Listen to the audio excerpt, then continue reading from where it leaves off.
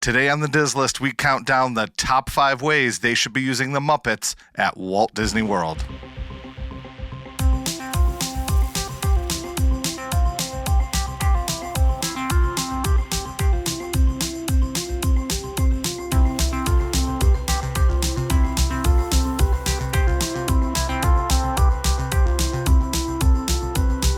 Welcome to the Diz List, the podcast that lists everything in Walt Disney World.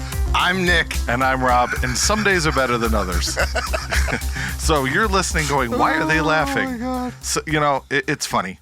I would say, to be honest, 95% of the time we get the intro right. This is the first time in like A long time. months. Well, because we discussed beforehand, like the title, and then what I'm going to say. And as soon as like it gets in my head, I goof it up once. Yeah. And then the second time through, I wasn't recording. And then this third time, the intro came in double. So anyway. So we should cut that video because we were recording the whole time. Yeah. We should cut the video.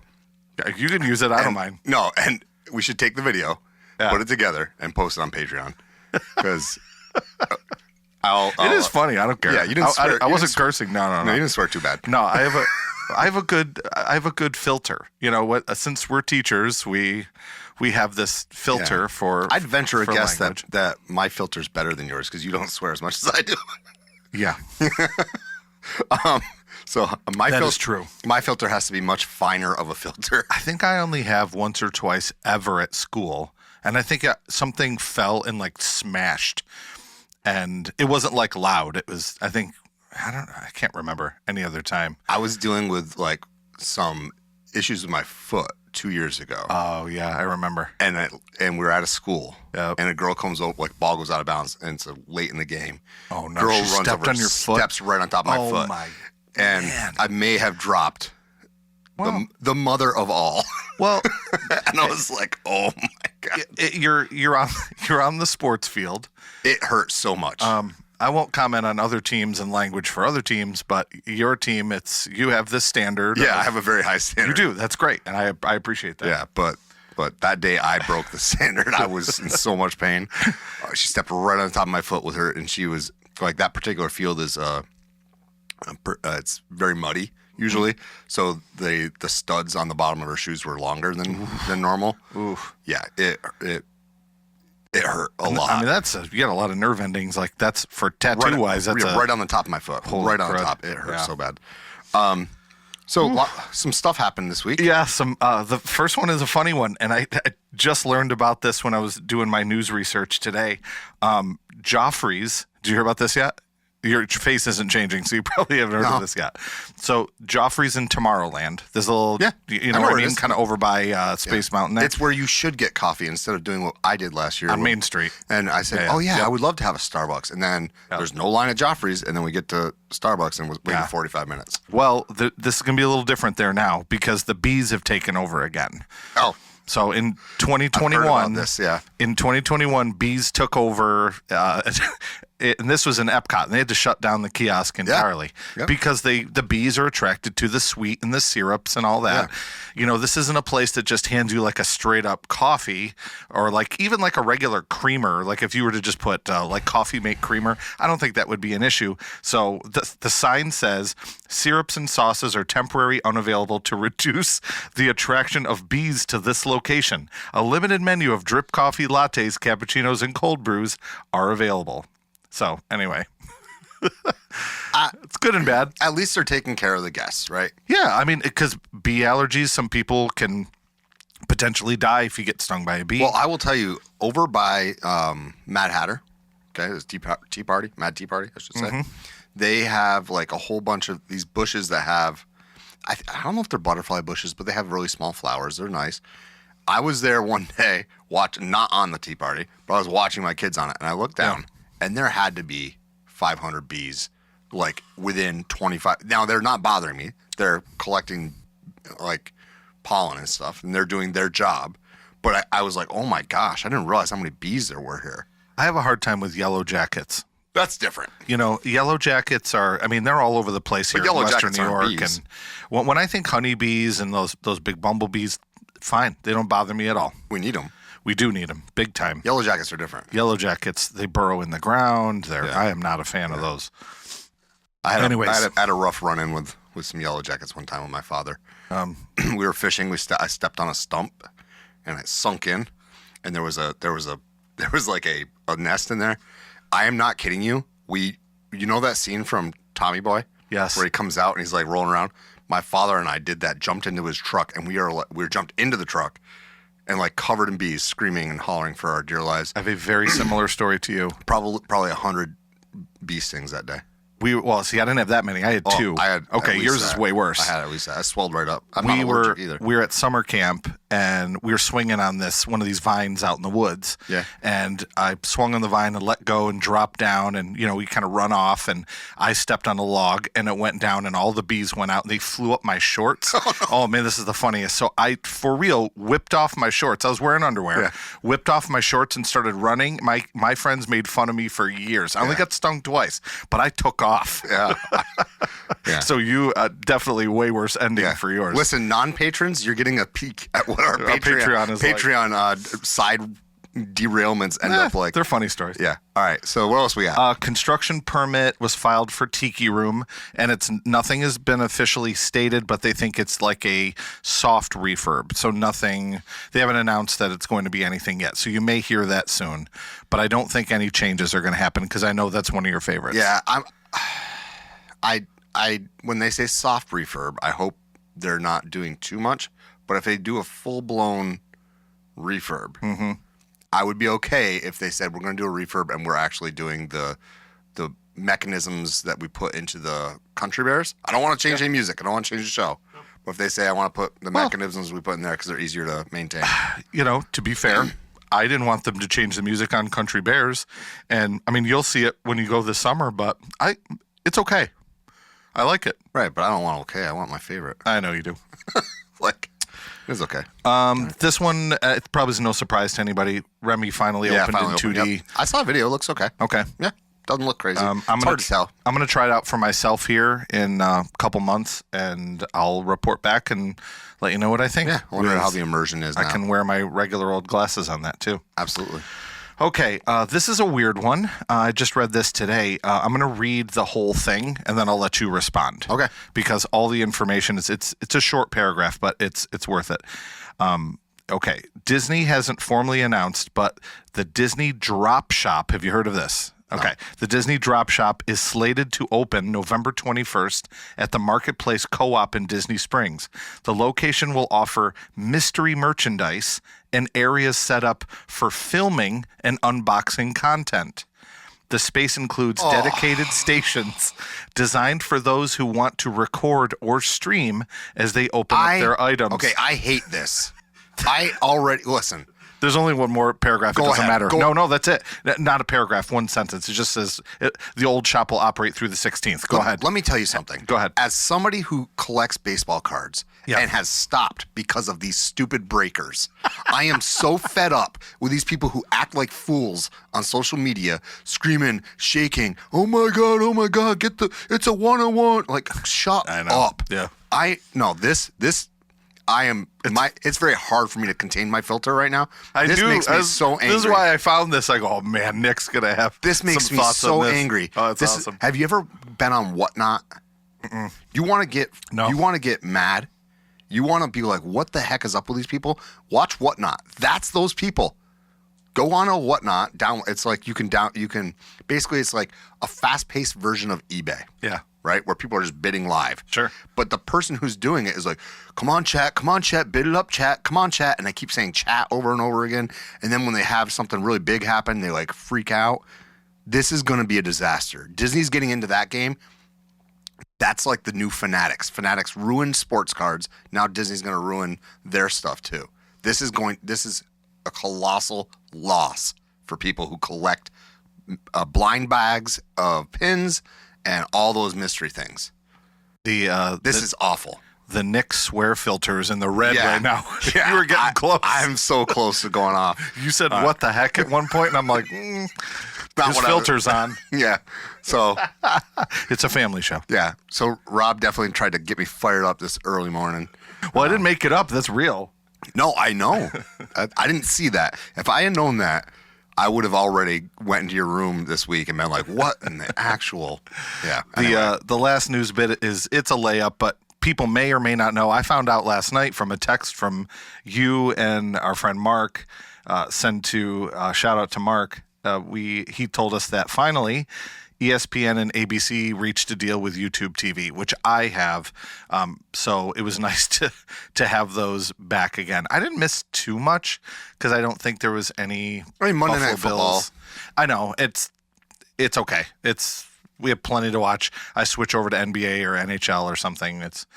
We like watching sports at night. My wife does too. So I think the bigger issue for people in this area is the premier local news station, the best local. That's my mom. My mom was fired up. She's like, I want my channel 13. Yeah, like it's the news station most people turn to. Yeah, I feel. Yeah, I could be wrong, but I think most people follow that. Oh yeah, we had that conversation at lunch the other day. Yeah, and that's the bigger issue. Yeah.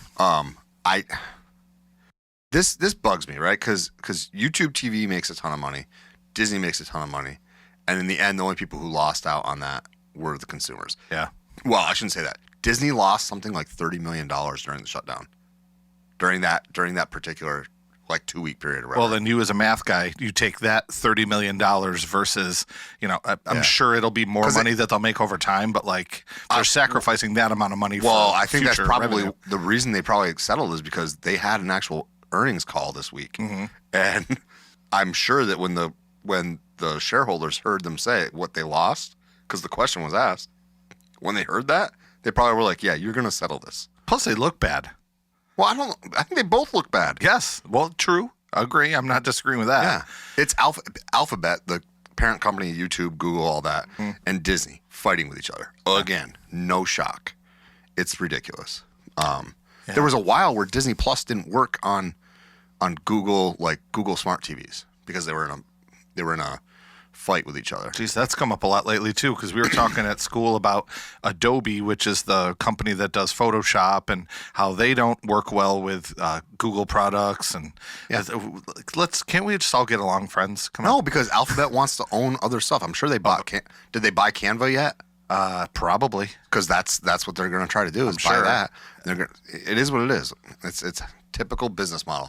We live in a world of monopolies. But a conversation for another time is Canva just came out with their own program that's going to compete with Photoshop and Illustrator. Yeah, I saw that. Yeah. So conversation for another time. That's another thing that we're interested in. But guys, we're going to head off to the halftime show. When we come back, we're actually going to talk about something that is kind of interesting. It's just about the fact that we think that they kind of underuse Muppets. Even with them bringing in a new Muppets ride, they still underuse Muppets. So when we come back, we're going to talk about ways that Disney should be using the Muppets.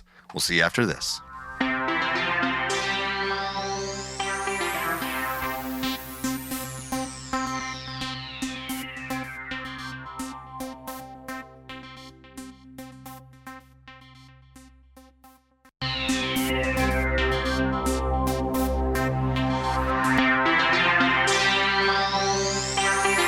Welcome back. This half of the show, we're going to talk about the Muppets, all about the Muppets. One thing I would say is I hope I don't get as fired up in this half of the show as I did in the first half. I don't think so. My face was turning bright red. I felt like I was the heat miser there for a second. We're getting to that time of year. It's okay. It's sweeps week, right? Yeah, something like that. We need ratings. Yeah, we do. I want to start with a little bit of a story here. This episode goes out to an old friend of mine. This week, I lost one of my childhood friends. He passed away, and one of my other friends from childhood, my friend Steve, reached out and said, my condolences, and we got to talking a little bit. And he has a similar story to you, where years ago, him and I had the conversation of, we're just going to Disney one time, and famous last words. Yeah, famous last words. So now 100%. Now he goes all the time, and he is a huge Muppet fan. So I got to thinking about the Muppets, and this is for my childhood friend Steve. Shout out to Steve, who I know is listening. And I thought, let's talk about Muppets and how Muppets exist. We've gotten rid of some, but Disney has also promised, okay, we're giving some back. So we lost Muppet Vision. Yep. Maybe. I mean, maybe that'll be in the list. I mean, we'll see. they've said they're doing something to preserve it somehow. Who knows? We'll see. The other one is we lost Pizza Rizzo, which had a really bad reputation for a while and then got better towards the end. We don't love it. We don't hate it. It improved. Yeah. And there's a couple quick service restaurants that I feel have improved. You agree with me too. Oh, 100%. Like Backlot Express, stuff like that has gotten better and better. Yep. And there's more, but we can talk about that on another show. And then we got the promise that we're getting Muppets coming to Rock and Roller Coaster, which you and I have been talking about on the show for years. Yep. I mean, you can go back to our earliest episodes and hear that we were begging for this to happen. It may have been like it was in the, this is before episode 50. Yeah. So, I mean, you're talking, we're going back in our first year. And I am not an Aerosmith fan. I like maybe 2 songs by Aerosmith. I'm a big music guy. I love rock music. I'm just not a huge fan of Aerosmith. So for me, having this rock and roll ride with a band that I don't really like, and I like most, I'm a big fan of rock. I like most bands. There's very few that I can say I don't like. Yeah. And if you listen to the show and you've been listening for a while, you're like, yeah, okay, Rob doesn't like Aerosmith. Big deal. But this is huge for us because we love the Muppets. I've always been a Muppets fan. Yeah. I was born in the 70s, and it was on reruns when I was really little, and I'm watching Kermit the Frog dance across the stage, and they, not just Kermit, they have been just ingrained in my entire life. I think everybody's earliest, at least in our generation, your earliest introduction to that sarcastic, mean humor was Statler and Waldorf. Yeah, 100%. Yeah. Like that was your first introduction to people like that. Yeah. So for me, I agree. I'm right there with you. Yep. So let's get to it. What are some ways we think that they should be coming back? Let's start with a layup here. I want to start with an easy one. With maybe I'm not an Imagineer, so I don't know how easy it would be. The theater next to Rock and Roller Coaster, where it was the Racing Academy, and now is the Villain Show. I would love if Villain Show could now move to Magic Kingdom and be part of the Villains Land area, and then take that building and convert it back into a building where they can just show Muppet Vision 3D. Bring Sweetums back in. Bring I forgot the rabbit's name in the upper left-hand corner. Statler and Waldorf. Like, let's redo that again. Do they still have those animatronics? Can they reinstall them on the other side of the park?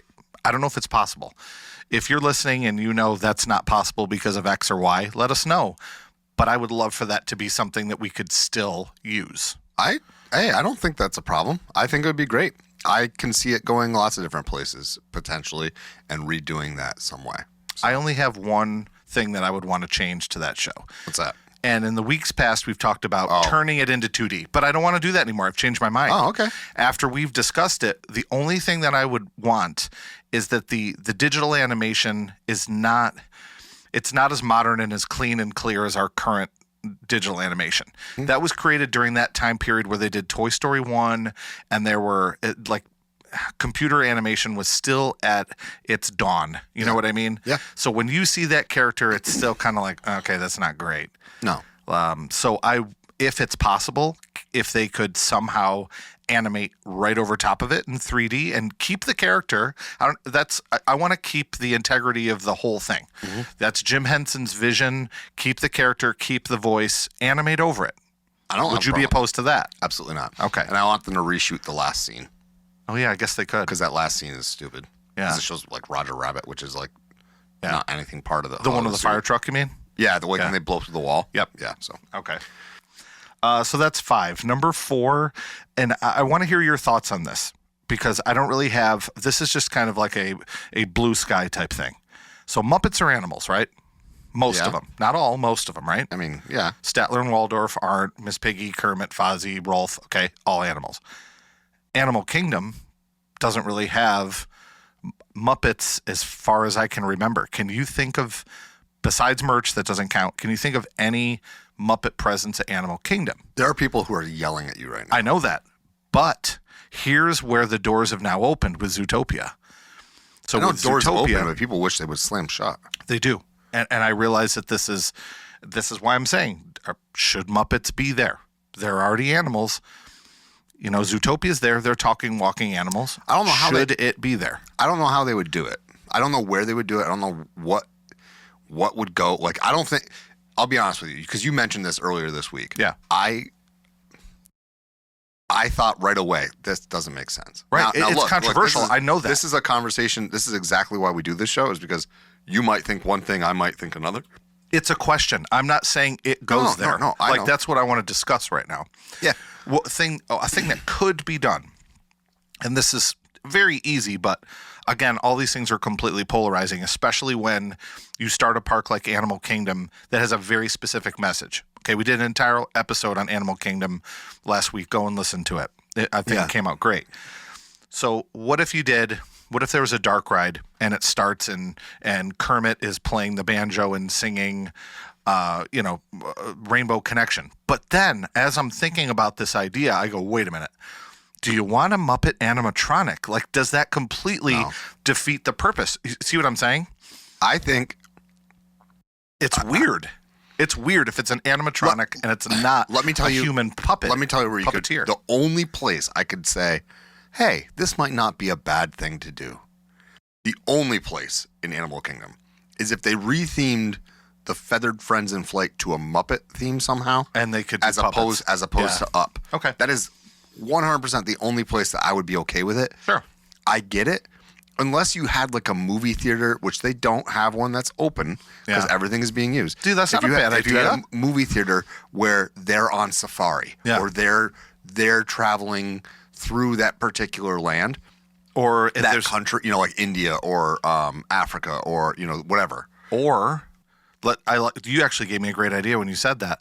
You have Kermit, hi ho everyone, I'm going to show you frogs, and then like Kermit takes you through some of the different frogs. Fozzie comes out. I'm not going to do the Fozzie. I won't do any more impressions now. Yeah, okay. And then Fozzie comes out, and Fozzie talks about all the different types of bears. I don't know. And then Miss Piggy walks around with some bacon. Oh my God, I just snorted. Perfect timing. Yeah. Here's our viral TikTok clip. Sure. I just don't think I'm going to say no to that, but that's just me. But look, I'm not saying you're wrong. I'm just saying that I don't think it would work. You just set up the number 3 really well, by the way, accidentally. Number 3 is the Regal Eagle Barbecue. Oh, yep. Look, speaking of pigs. So Sam Eagle should be involved in that a little bit more. I agree. Yeah. I agree with that. I'm not sure how. I'm not saying like it needs to be like full blown, animatronic or something like that. Yeah. But I think they could feature more about the Muppets. One thing I'll say is this: one of the most popular food stands during Food and Wine the last few years has been the experimental kitchen with Dr. Bunsen Honeydew and Beaker. Dr. Bunsen Honeydew, and Beaker. And they've got the crazy wings, and they've got the dill pickle shake, and they've got this stuff. It's been super popular. Mm-hmm. I think, it's great. Like, bring more Sam Eagle there. But a permanent installation of a test kitchen would be actually really, really cool. Yep. Because they've already done it. I think people would like it. You can do some stuff that's crazy on the outset that people are like, what is going on? For instance, right? So they have a crazy like peanut butter and jelly wing that's kind of Thai inspired. Okay. I would try that. You could think about different things you've heard of like for burgers that are a little bit crazy combination, but it's actually really good. I've had a peanut butter bacon burger that's really good. I've had weird combinations on burgers, on sausages and hot dogs. You could do something that people are going to look at initially and be like, that's a weird thing. Mm-hmm. But it's actually not that weird, and it doesn't have to be a table service restaurant. You could do this in a quick service manner, the way that the food stand acts in Food and Wine. I think that is something that could be pulled off. And I joked about the Miss Piggy bacon thing, but for real, they could do this, and it would be, or you could have Swedish Chef there too. Like, I mean, the test kitchen one is more with Dr. Bunsen Honeydew, but like it is what it is. Well, this is my number 2. So number 2 is create a new restaurant. Oh, okay. And at first, Sorry. And no, I'll go back to 3. Actually, you accidentally set me up really well for this one. Is my initial thought was Swedish Chef restaurant, but when you said test kitchen, we actually had a discussion similar to this the other day, where then I was remembering out on the West Coast, you have the PIM test kitchen, which is Ant-Man, Giant Man, and the food is big and the food is small. What if you have the Muppet test kitchen? Yeah. And it's Dr. Bunsen Honeydew, Beaker, and Swedish Chef is on a video screen playing with peanut butter and jelly, and it's going all over the place, and then it comes up the peanut butter and jelly burger. So I think you could combine multiple Muppets in a crazy style restaurant where they have fun, different types of foods. I don't think have you been to Food and Wine when they have the Muppets area, the test kitchen thing? I don't remember it. Okay. No. So they do have a video up. Like they have a video every once in a while where they'll be talking. So I think they could turn that into a permanent installation there, and make it a quick service. It's already a quick service as a food stand, and just do it not just during the Food and Wine Festival. I think it's successful. I think it's one of the best stands they have at Food and Wine, partially because it's air conditioned and it's inside. But I think it'd work. And as for a new restaurant, a Swedish Chef restaurant would be great too. I do agree. But I think you could combine them. It doesn't need to just be Swedish Chef. No, yeah. I agree. Yeah. I want to bump back to 3 because I wanted to talk about another idea that I had. Most of the Muppet characters couldn't be walk-around meet-and-greet characters. No. Okay? Most of them would not work. But I feel like Sam Eagle might work as a walk-around character. Kermit, no way, because he's stick skinny. Fozzie, maybe. Rolf, maybe, because they're bigger. I'm trying to think of when I've seen... Picture Sam Eagle, arms out with the feathers, just kind of walking around with that face, not having to say a lot. I feel like that could work as a walk-around character inside of Regal Eagle. I'm trying to think of when I've seen Sam Eagle, his size, and I get it, Mickey Mouse is obviously not the size on the cartoons of what he is in the parks. Yeah. But I think you're not wrong. Okay. It could work. Yes. I think that when you think about the characters that are in Epcot, I don't necessarily see where that would be a problem because he's an American symbol, right? And you have, they have characters there, right? They don't just.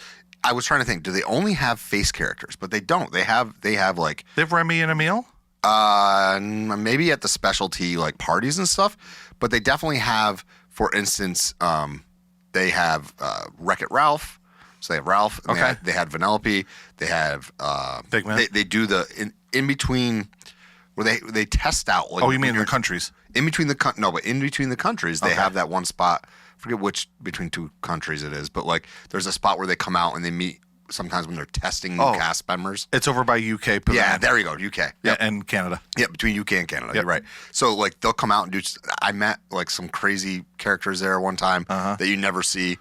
So I think that's possible. And to be honest, right? It's the American Pavilion, and that's an American symbol, like you said. Yeah.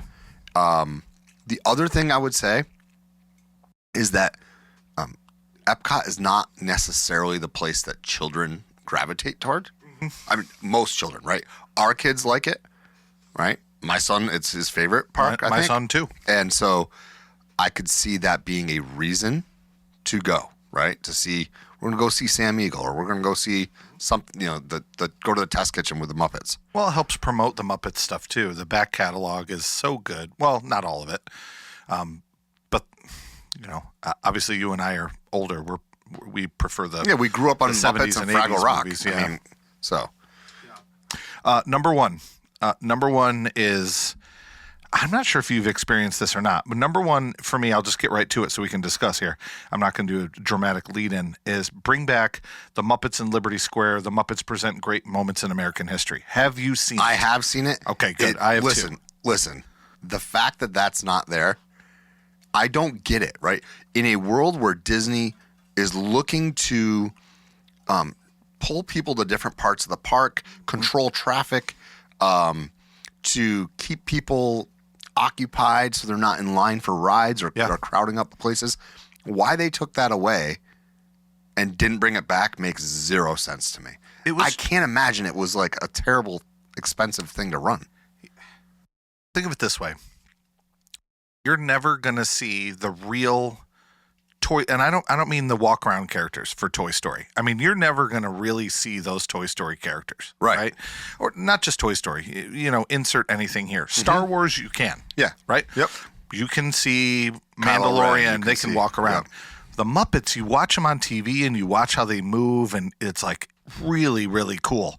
But we're not there when they're filming it. We don't get to see those puppets live. When you see it live, it is so cool. It was amazing. It was amazing. It's a great show. My kids liked it. It was fun. There was a crowd right there, just kind of hanging out. It's a way, like I said, to control traffic, and they don't have to necessarily even bring back that one. Okay. Oh yeah, it could be anything. So like, if somehow they had people whose voices were close enough to the well, you could do pre-recorded. No, hold on. Yeah. What I'm saying is, if they had people whose voices were close enough, you could do stuff like Crush or whatever, where they pick a person because eventually people walk through that area because they have to go through that area to get somewhere else. Yeah. Which might be why they haven't brought it back, because it did present some bottlenecking there. But like, if you're walking through, like, all of a sudden Waldorf yells down, "Hey you, you in the yellow sweatshirt, where do you think you're going? You need to listen to Sam Eagle." Whatever. Like, that would be kind of a cool thing there. I think that and that brought up another thing, is like, they could use those shows a la Monsters Inc. Laugh Floor, where Statler and Waldorf are just roasting people in the audience. They're just right. Yeah, they could easily do something like that. But yeah, for me, the fact that this hasn't come back is kind of like weird. Like, why? There's got to be a reason. Like, it closed because I thought it closed because of COVID. I didn't think it closed because of anything else. Maybe you could be right. Right, but like, it closed. Wait, I know when. Closed in 2020. Yeah, so that could be March of 2020, yeah. I thought it closed because of COVID, but I could be wrong. We saw it in December of 2019. I saw it that summer. Yeah. Yeah. So, look, the fact that that's not back is a little crazy to me, because I like the Muppets. You know what I mean? I actually had, and now I think I deleted it because it was like so long, it was taking up so much space, but I had the entire show on video. You can go find it on YouTube, but like, it was great. The kids loved it. I don't know.